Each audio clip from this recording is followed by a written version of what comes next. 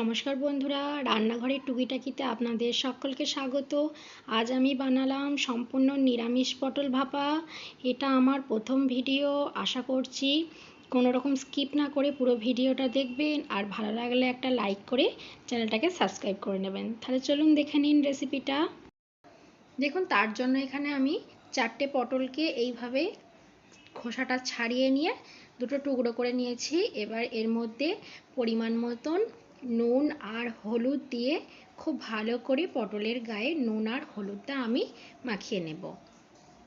এবার আমি gas on করে একটা কড়াইয়ের মধ্যে আমি 2 চামচ সর্ষের তেল দিয়ে দিলাম। দিয়ে তেলটাকে খুব ভালো করে গরম করে নিয়েছি। এবার নুন হলুদ মাখিয়ে রাখা পটলগুলো আমি তেলের মধ্যে দিয়ে হালকা করে ভেজে নেব।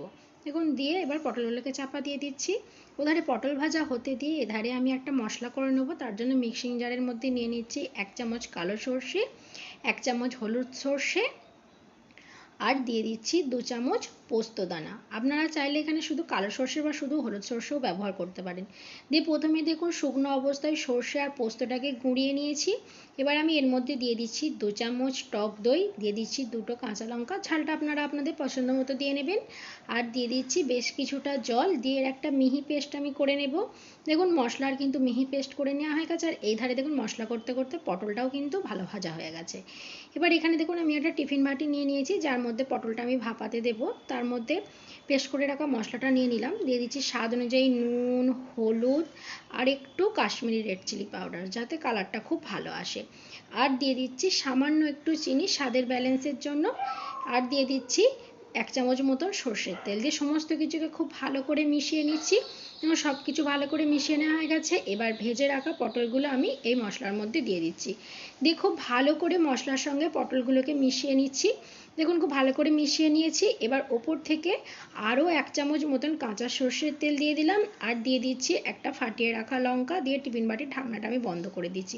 আর এধারে দেখুন একটা কড়াইয়ের মধ্যে আমি জল আগে থাকতেই ফুটতে দিয়ে দিয়েছিলাম। জলটা দেখুন খুব ভালোভাবে ফুটে গেছে। এবার টিফিন বাটিটা ওর মধ্যে বসিয়ে দিয়ে এবার ঢাকাটা আমি দিয়ে দিচ্ছি। আর ঢাকার যে ছিদ্রটা আছে সেটাও কিন্তু আমি বন্ধ করে দিয়েছি। এবার 10 মিনিট ভাপে হতে দেবো।